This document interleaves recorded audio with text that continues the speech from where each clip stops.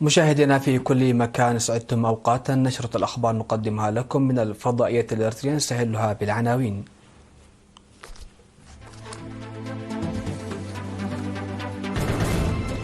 وزارة الزراعة تجري تقييما سنويا لنشاطاتها في عام 2024 على مستوى البلاد.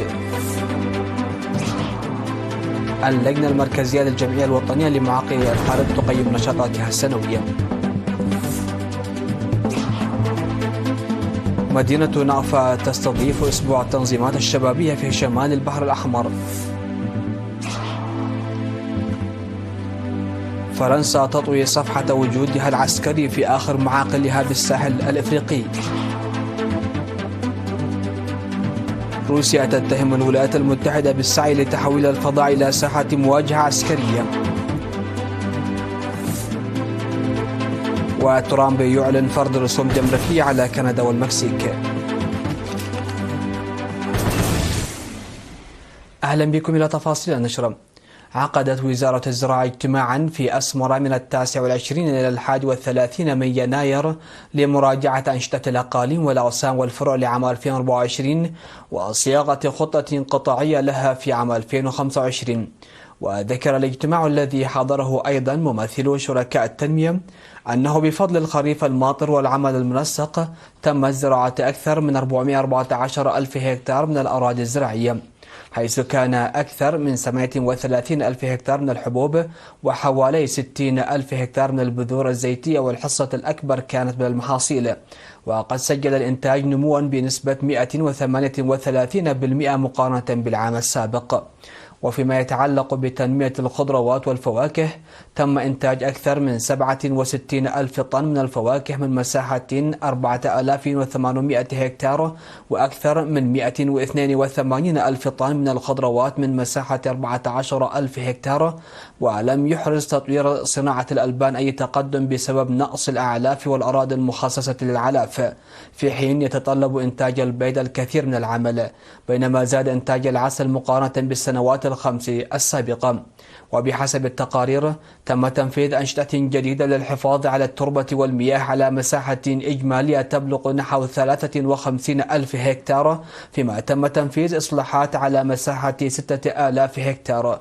بالإضافة إلى ذلك تم بناء أكثر من 1,000,000 متر مكعب من الحواجز المائية الجديدة وإصلاح حوالي 100 ألف متر مكعب، فيما تم بناء 64 سدا فرعيا، ويجري العمل حاليا على بناء 22 سدا.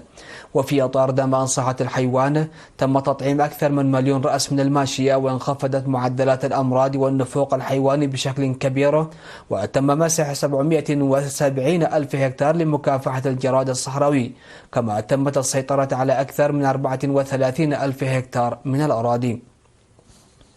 وقدمت في الاجتماع تقارير عن أنشطة دائرة التشريع والرقابة والبحوث الزراعية ومختبر صحة الحيوان والنبات والإدارة والمالية والدائرة القانونية والتدقيقية ونظام المعلومات الزراعية الاستراتيجية وتنمية الموارد البشرية والتوعية والإعلام. وطالب المشاركون بالتطوير السليم للبنية التحتية الزراعية وخاصة السدود، ودعم أصحاب الحدائق لتطوير الطاقة الشمسية والعمل الجاد على القضاء على مخلفات ما بعد الإنتاج، وتشجيع أساليب الزراعة الطبيعية، وتشجيع تربية الدواجن والثروة الحيوانية المنزلية. وقدموا مقترحات وتوصيات لتعزيز أنشطة البحث فيما يخص الثروة الحيوانية وغيرها. وفي المناسبة تم تكريم 100 خبير ومنسق قدموا إسهامات كبيرة في نجاح المزارع الزراعية الصغيرة والمربحة، بالإضافة إلى الأقاليم والمديريات. وبناء على ذلك حصل الإقليم الأوسط على المركز الأول على المستوى الوطني، فيما حصلت مديرية بريخ على المركز الأول على مستوى المديريات. وفي كلمته الختامية أشاد وزير الزراعة السيد رفعين برهي بتقارير عام 2024 لكونها كانت قابلة للقياس وموجهة نحو النتائج ومنسجمة. وقدم امتنانه لكل من ساهم في تحقيق هدف الغذاء الآمن والمغذي للجميع في كل مكان، وأوصى بتنفيذ برنامج زراعي صغير ومنتج بحلول عام 2025 بالتزامن مع تربية الدواجن وخلايا النحل.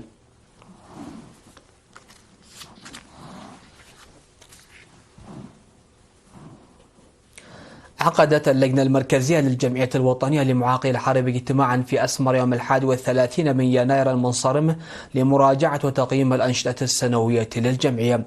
وقد تم في الاجتماع تقديم تقارير عن أنشطة الجمعية من حيث التخطيط ودور الشركاء العاديين في برامج تعزيز القدرة الاقتصادية للمعاقين، والمهمة التي تم تنفيذها لتحسين معيشة معاقي الحرب من خلال برنامج الاعتماد على الذات. كما تم تقديم شرح عن الدورات التدريبية التي تنظمها الجمعية لضمان النمو الاقتصادي لأعضائها وتحسين سبل عيشهم من خلال الأشخاص ذوي الإعاقة الذين تم تأسيسهم في الزراعة والثروة الحيوانية وتربية النحل وكذلك التجارة وغيرها. وبحسب الجمعية تم توزيع أكثر من 6,000 ملايين و300 ألف قرض نقدي على 334 شخصا، وذلك من ذوي الإعاقة في العام 2024، ولم يتم سداد الدين سوى 19.7% منها.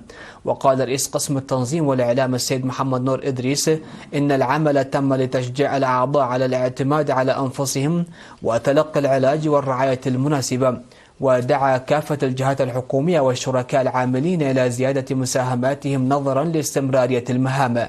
وانتخب أعضاء اللجنة المركزية وفقا للنظام الأساسي للجمعية السيد في السهية تسوى ميكائيل بالإجماع، وذا ليكون خليفة لرئيس الجمعية الوطنية لمعاقي الحرب الراحل الأستاذ جابر برهان إياسو الذي توفي في 19 من نوفمبر المنصرم. في الختام تطرق الاجتماع إلى الخطط الرئيسية للجمعية في عام 2025 كزيادة مساهمة الشركاء والحملات لتأطير أعضاء جدد وتنفيذ مشاريع التمويل وإجراء أنشطة لمساعدة الجمعية على تحقيق الاكتفاء الذاتي اقتصاديا وتعزيز الفروع ومجموعات الأشخاص ذوي الإعاقة.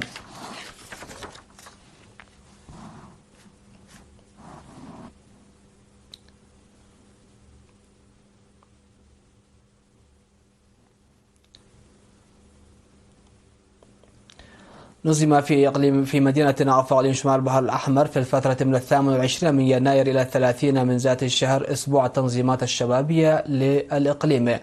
وقال قائد القوات الخاصة العميد حديش إفريم في افتتاح الأسبوع الشبابي إن إقامة الأسبوع في مدينة نعفة التاريخية يتضمن معنى ودلالات مهمة. وأكد أن أريتريا وصلت إلى هذه المرحلة الواعدة بفضل العمل الدؤوب للشباب وحث على بذل الجهود لإيقاظ وتوعية الجيل الجديد والحفاظ على القيم والمكتسبات.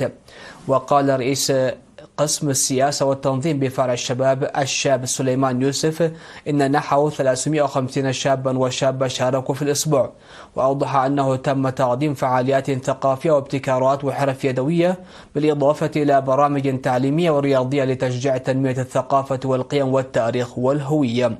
وفي إشارة إلى الاستثمار الحكومة في الشباب قال مدير مديرية نعفة السيد يعقوب إدريس إن إدارة مديرية نعفة مستعدة لتقديم المساهمة المطلوبة.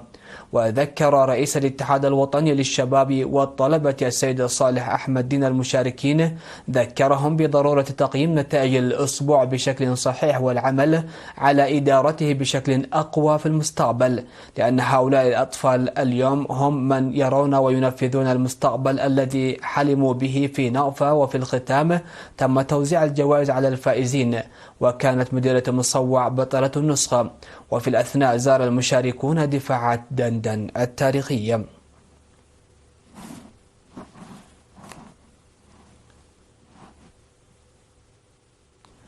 انخفض معدل الوفيات بين الأطفال والنساء الحوامل في مدينة تسنين نتيجة زيادة الوعي الصحي وتحسين الخدمات المقدمة. وأوضح الطبيب العام والجراح في مستشفى تسنية الدكتور عبد العزيز محمد سعيد أن المستشفى يقدم الخدمات لسكان مديريات تسنية وقلوج وهيكوتا وجزء من مديرية فورت ساوا، وقد استقبل 2719 حالة ولادة، كما وضعت 270 منهن عبر الجراحة. وأضاف أن الحملات في المرافق الصحية والقرى ساعدت في رفع مستوى الوعي العام، وقد أظهر عدد النساء الحوامل اللاتي يضعن حملهن في المرافق الصحية ارتفاع جيد. وذكر أن برامج التطعيم والمتابعة المنتظمتين قبل وبعد الولادة للنساء الحوامل ساعدت في تقليل معدلات الوفيات. وفي معرض شرحه للآثار السلبية لزواج القاصرات وختان الإناث على صحة المرأة بشكل عام وعلى الخصوبة بشكل خاص، دعا الدكتور عبد العزيز إلى تعزيز الدور الشركاء في القضاء عليها.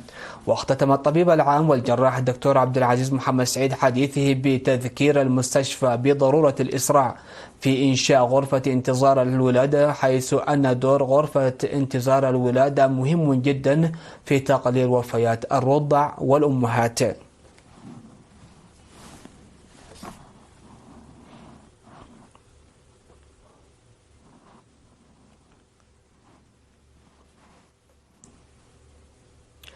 دعا رئيس الجمعية الوطنية للمكفوفين في إريتريا السيد داوود في الساهية المجتمع بأكمله والمؤسسات الحكومية في مدينة عرزة، دعاهم إلى دعم المعاقين بشكل عام والمكفوفين بشكل خاص ليصبحوا معتمدين على أنفسهم ومنتجين. وفي الاجتماع الذي عقد في 30 من يناير بحضور أعضاء الجمعية وممثلي المؤسسات الحكومية، أوضح السيد داوود أن دعم المجتمع وخاصة تعاون المؤسسات الحكومية ذات الصلة أمر ضروري للمكفوفين لتحقيق الاكتفاء الذاتي اقتصاديا. وذكر مستشار الجمعية الوطنية للمكفوفين في إريتريا السيد جبر ميكائيل أسفهم أن المعاقين لديهم إمكانات إضافية إذا تم منحهم فرص عمل تتجاوز الرعاية والمساعدة المقدمة لهم. وأشار المشاركون إلى ضعف التنظيم الذي لم ينخرط المكفوفين في العمل كما هو مطلوب. يوجد حوالي 230 كفيفا في مدينة عرزة.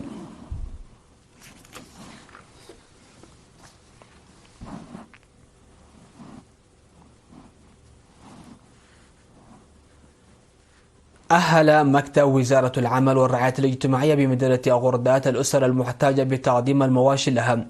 وأفادت الناطق باسم المكتب السيد جرماي جبرة تنسى أن 6 عائلات محتاجة تم تحديدها في ضاحية كرشملة وعدردي وسوليب وولة أبارق وغردات، تم توزيع ماعز لها بقيمة 10,000 نقفة لكل منها. وأكد الأهالي أنهم سيعملون جاهدين للاستفادة من المساعدات المقدمة لهم لأنها ستخفف من مشاكلهم وتحررهم من الآفات على الغير.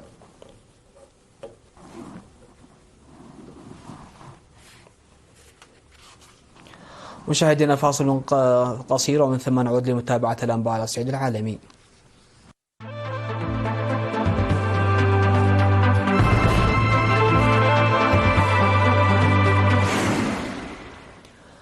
أهلا بكم على الصعيد العالمي. بعد 6 عقود طوت فرنسا آخر صفحات نفوذها العسكري في تشاد، مقلقة بذلك آخر معاقلها في منطقة الساحل. ففي 30 من يناير انسحب آخر الجنود الفرنسيين من معسكر كوساي في العاصمة نجامينا، حيث كان يتمركز نحو 1000 جندي. جاء هذا الانسحاب بعد قرار الرئيس التشادي محمد إدريس ديبي في نوفمبر الماضي بإنهاء اتفاقية التعاون الدفاعي مع القوة الاستعمارية السابقة في خطوة تعكس تحولات كبرى بموازين القوى داخل القارة الإفريقية. ويندرج هذا القرار ضمن توجه أوسع بدأ منذ عام 2022، حيث انسحب الجيش الفرنسي من مالي وبوركينا فاسو والنيجر، مع توقعات باستمرار هذا الانسحاب في الأشهر المقبلة. ففي الأسابيع الأخيرة أعلنت السنغال وكوت ديفوار عن نيتهما سحب القوات الفرنسية من أراضيهما، ما يعكس تراجع نفوذ هذا البلد في غرب أفريقيا وتوجه دول المنطقة نحو استقلالية القرار الاستراتيجي بعيدا عن وصاية باريس.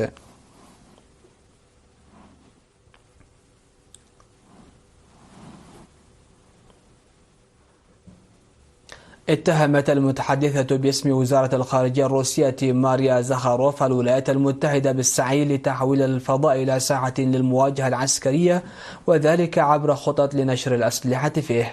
جاء ذلك خلال تصريحات أدلت بها زخاروف، حيث أشارت إلى أن هذه الخطط تسقط المصداقية عن المبادرات التي تروج لها واشنطن وحلفاؤها لتعزيز قواعد السلوك المسؤول في الفضاء حسب المسؤولة الروسية.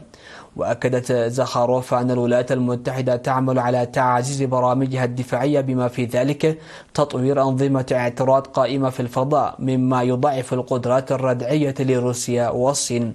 كما أشارت إلى أن هذه الخطط تشمل تعزيز الترسانة النووية الأمريكية ووسائل إدارة العمليات العسكرية في الفضاء.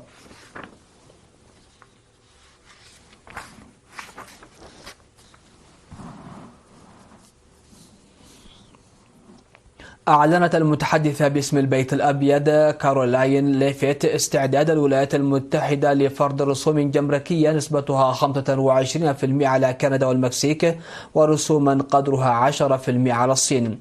من جهته قال مسؤول في الإدارة وفق وكالة رويترز إن الرئيس دونالد ترامب راجع خطط الرسوم الجمركية وأنه قد يسمح ببعض الإعفاءات القليلة وعلى فترات متباعدة. وقد يؤدي إعلان قرار الرسوم الجمركية إلى اضطرابات في الأسواق ويؤثر على علاقة الولايات المتحدة باثنين من أكبر شركائها التجاريين. لكن سمح واشنطن بفترة مدتها 28 يوما قبل التنفيذ ومنحها بعد الإعفاءات يعكس نهجا حذرا من طرف إدارة ترامب. إلى ذلك قال رئيس الوزراء الكندي جاستن ترودو إن كندا مستعدة للرد إذا مضى ترامب قدما في فرض الرسوم الجمركية.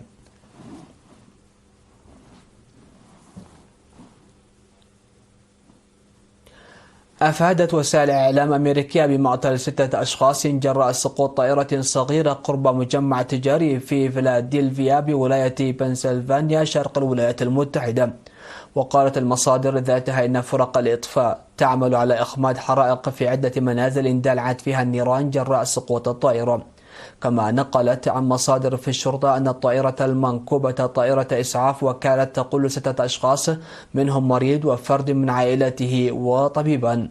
والأربعاء الماضي أسفر حادث تصادم مميت بين طائرة ركاب ومروحية عسكرية فوق العاصمة واشنطن عن مقتل 67 شخصا في واحدة من أسوأ كوارث الطيران في البلاد منذ حوالي 25 عاما.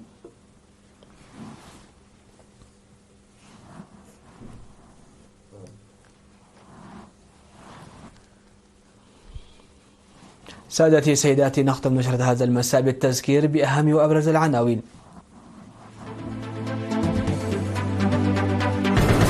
وزارة الزراعة تجري تقييما سنويا لنشاطاتها في 2024 على مستوى البلاد. اللجنة المركزية للجمعية الوطنية لمعاقل الحرب تقيم نشاطاتها السنوية. مدينة نعفة تستضيف أسبوع التنظيمات الشبابية في شمال البحر الأحمر. فرنسا تطوي صفحة وجودها العسكري في آخر معاقلها بالساحل الأفريقي. روسيا تتهم الولايات المتحدة بالسعي لتحويل الفضاء إلى ساحة مواجهة عسكرية. وترامب يعلن فرض رسوم جمركية على كندا والمكسيك. هكذا مشاهدينا في كل مكان نكون قد وصلنا وإياكم إلى نهاية نشرة هذا المساء. هذه تحيات وتحيات الفريق العامل، والسلام عليكم ورحمة الله.